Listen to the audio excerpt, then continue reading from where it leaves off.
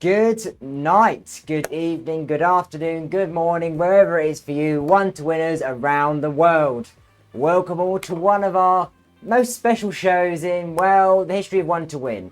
If it were a name of a Friends episode, it'd be called the one where we get cancelled. That's right, it's One2Win After Dark. You've all been asking for this since, at the very least, March, and, well, trust me, we're only too happy to oblige. Definitely not holding anyone at gunpoint to get this done. Nope, not at all. Never would. The name's not Jesus, it's Lewis. We haven't updated the script. And tonight, I am taking the wheel, possibly under the influence, and hopefully not driving this bus off a cliff. Not going to promise anything though.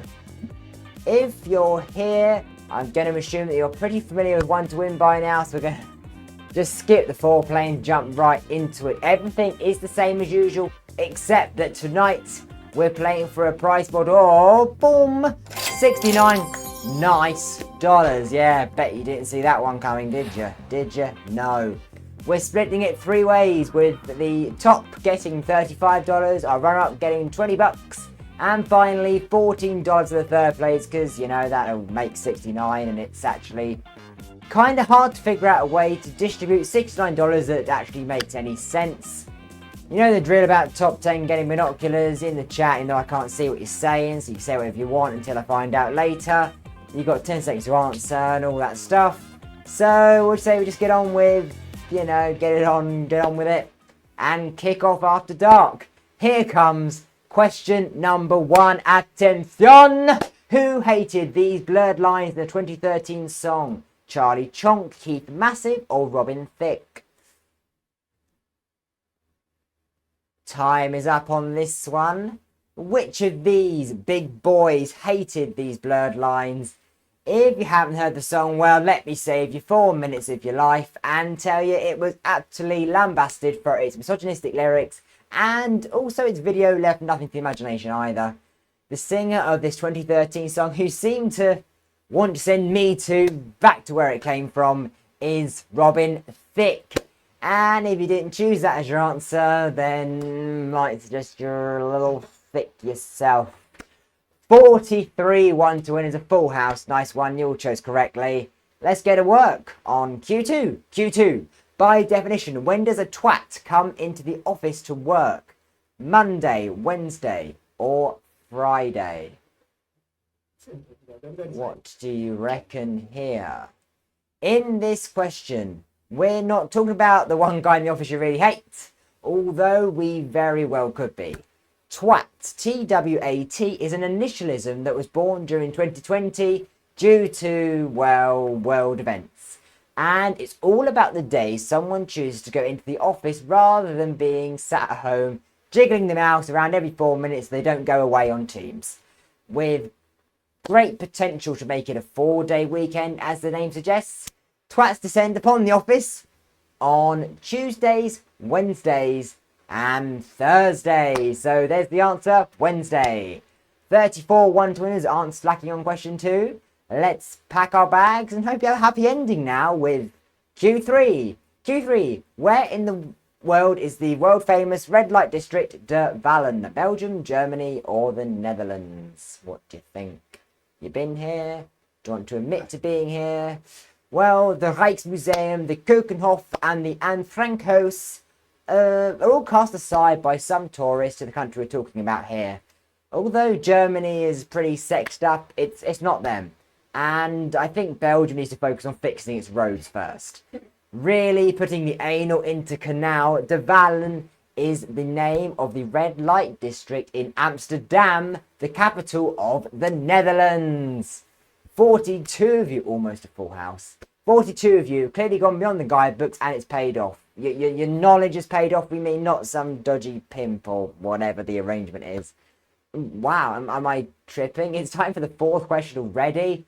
Okay, question 4. With parts that can be used as hallucinogens, what type of plant is peyote? Is it cactus, orchid, or poppy?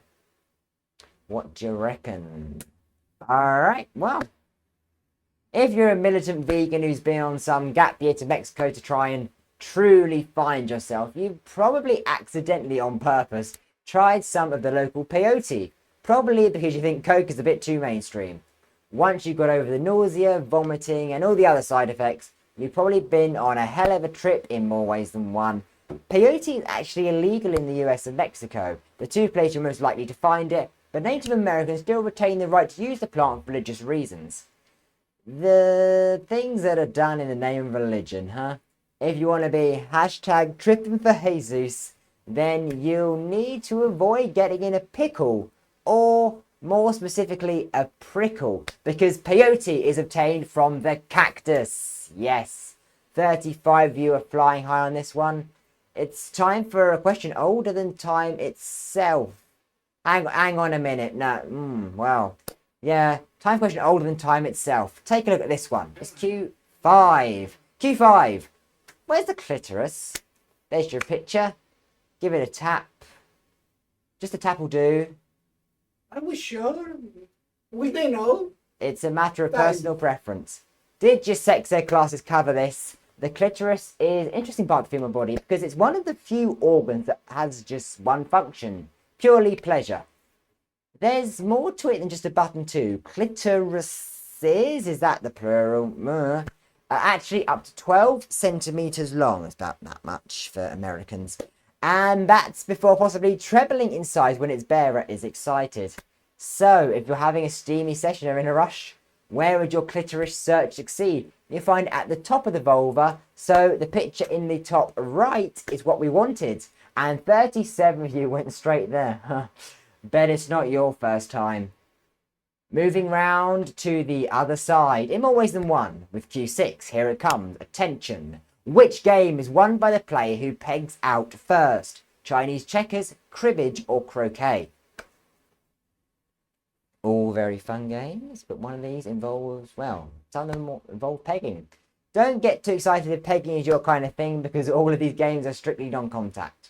Well, they're supposed to be anyway.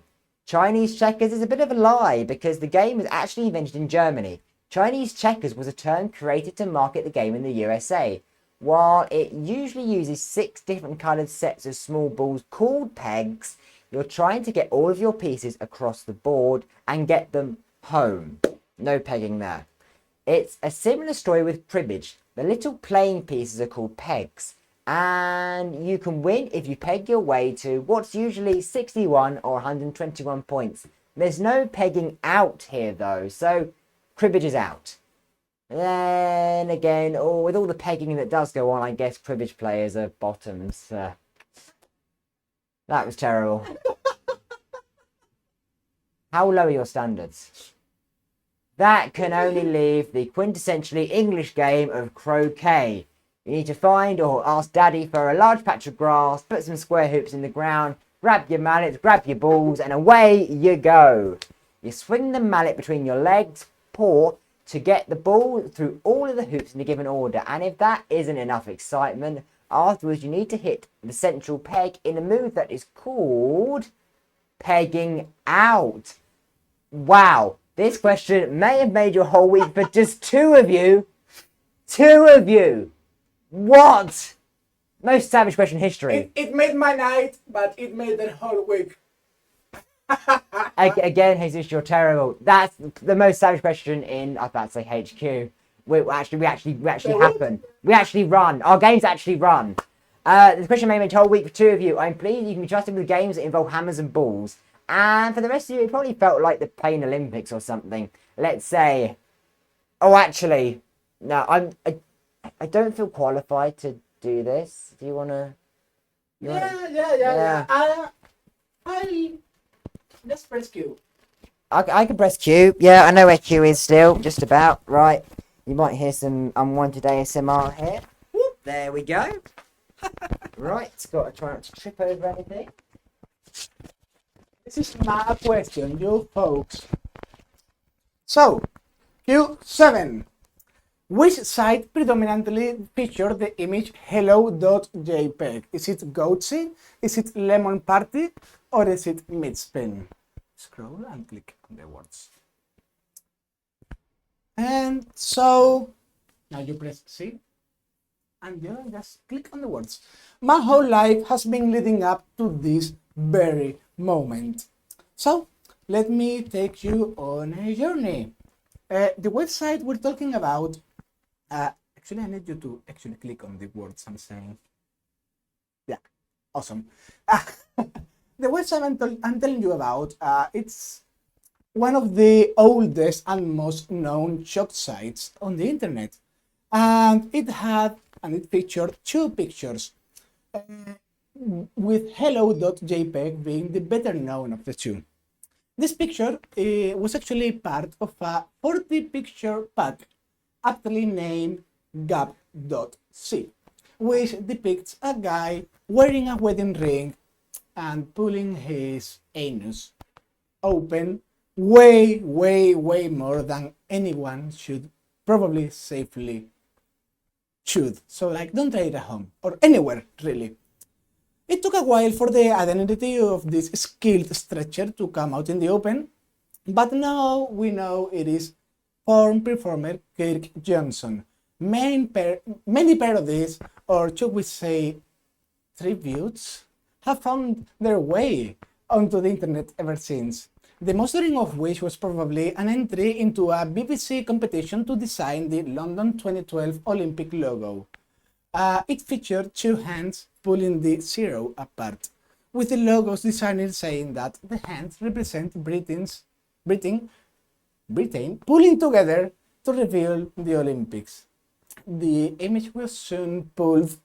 No, not like that. It was pulled from the internet and from the site once the penny dropped. And of course, the site we're talking about here is the one and only, and now you press A, Goatsy. Yep, the one and only Goatsy. If you know of like others, send them to Jesus at the A. No, What? no. I'm good with that. Business only. But you know what? It's great to say that 26 of you were able to stretch yourselves enough to get this one right. And now I'm switching back. I'm in production. You're doing hosting. Probably for the best. Let's do question number 8. That's my line. That's my line. Now Okay. it's mine. No, it's mine. You haven't triggered the question. I hope you haven't triggered the question. Right, we might be off centre, but we'll see. Hello everybody, suppose we need to up the tone a little, so here's Q8. Which of these was not among the strongest curse words in the 2016 report by the UK's media regulator? Cunt, fuck or shit? How are you with your naughty words? In 2016, British media regulator Ofcom presumably had nothing better to do than conduct a study and read a 15-page document entitled, quote, Attitudes to Potentially Offensive Language and Gestures on TV and Radio. And they were even kind enough to tell us on the title page that the guide contains a wide range of words which may cause offence. Poor you. If you've made it to question 8 of this game, congratulations, and I'm going to assume that you're not too easily offended. So, like sex without foreplay, let's begin with cunt. That's probably one of my favourites. It's one of my favourites. The competition is high, that's one of my favourites. Some respondents thought that the term was problematic, even if used before the 9 PM watershed, with women and older participants finding the word especially distasteful and offensive, which earned cunt a place in the strongest language category, so that ain't it. While feck and effing were only classed as medium, people did not take too kindly to the use of fuck, especially once again the older respondents. The word's perception as strong, aggressive and vulgar lands it in the strongest language category too, like an amateur pegging experience that could only leave us with shit. I wrote these. It's your influence, I wrote them. The study's respondent said that the word was commonly used in everyday life but would be problematic if used aggressively or repeatedly. There were also concerns about children learning the word. Oh, bless. Despite all of this, shit was said to be only potentially unacceptable pre-watershed, so it only landed in the medium language category. Shit's it, and 16 of you weren't taking our shit. Wait, actually, yes, you did. Oh my god, Jeopardy he just fucked up your username. You are now excrement head. Okay. 16 you weren't taking our shit. You actually did, and he got you another right answer. Nice job, you guys. That was mildly savage. All right. Let's move on now to Q9. Q9, attention! In which Shakespeare comedy is a king's anal fistula a central plot device? All's well that ends well, Measure for Measure, or Troilus and Cressida? So did it end well? Were we getting a measure? Or was it Troilus and Cressida? Okay, so we've had a little break and now we're getting anal again. The bookworms among you may be familiar with Shakespeare's body of work, which is packed chock full with, well, content that we could definitely use for the next After Dark game. If that's what you want, let us know. In this case, we're looking for where you'll find the King of France in a pretty painful place. We learn at the start of the play that he's dying of an illness that no doctor has yet managed to cure. Enter Helen, who thinks she's the one to sort him out once and for all. She makes it her mission to cure the king, and that sets in motion the plot of All's Well That Ends Well.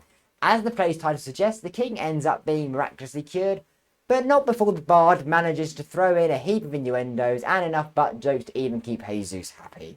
That's quite a lot. This question wasn't a pain in the ass for the 35 wordsmith who nailed it. Maybe it'll be you who'll be treated like a king when this game's finished. Speaking of finishing, stopwatches at the ready. Here's Q10. In 2021, roughly how long did the average Pornhub visit last? 10 minutes, 15 minutes, or 20 minutes? How long can you last? How long can everybody else last? So, how long do you think people got away with bunking off work? Every year, Pornhub publishes a extremely detailed write-up, aptly named Year in Review, in which they list off more stats than you could ever want about how people interact with their content. It's a rather long package of data, starting off with the top searches worldwide, which hentai topped. Well done, weebs. And finishing with events that resulted in massive outliers for their viewership numbers. Folks in the Philippines strapped themselves in for an absolute marathon, with their average visit lasting 11 minutes 31 seconds. Meanwhile, bringing up the rear, we had the Russians, who weren't messing around, ejaculating and evacuating in a nifty 8 minutes 13 seconds. Once they'd done the sums though, the length of an average visit dropped compared to 2020, wonder why, but it still came out to be 9 minutes 55 seconds, or roughly 10 minutes. 10 minutes is the one, 31 of you knew that as a matter of fact, and 10 seconds was plenty enough for you to get there.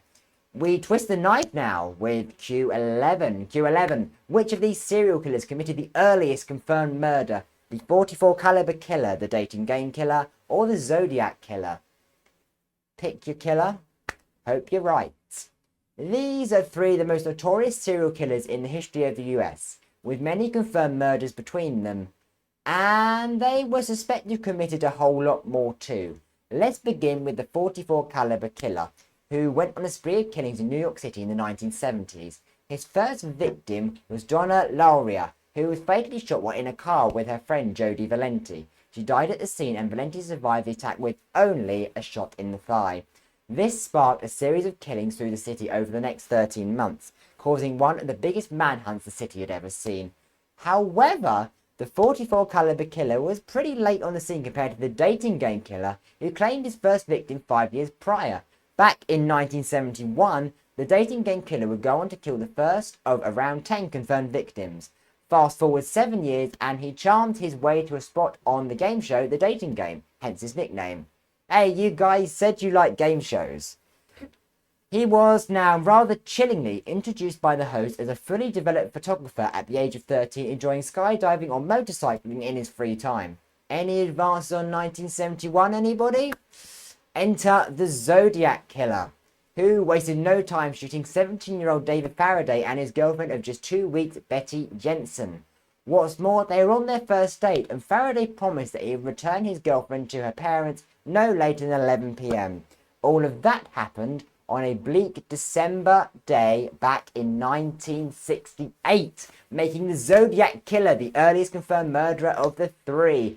And it's another absolute player slayer. 12 of you, just 12 of you are probably, you guys are going on a watch list for knowing that. But in the After Dark game, we applaud knowledge like that. Bravo.